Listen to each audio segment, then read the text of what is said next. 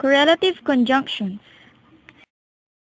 Correlative conjunctions work in pairs to join words and groups of words of equal weight in a sentence.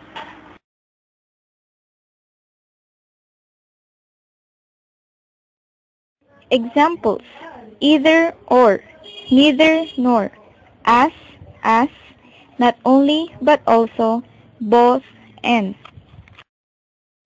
Now, we use the following correlative conjunctions in sentences.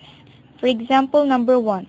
The contestants can pass their entry, either poster or slogan. For example, number 2. You will not eat neither the pizza nor the spaghetti if you will not obey me.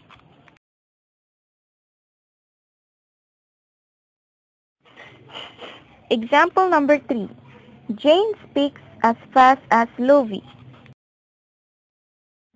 For example number 4, Mimi is not only talkative but also a stupid girl. And the last one, both cheetah and kangaroo ran fast.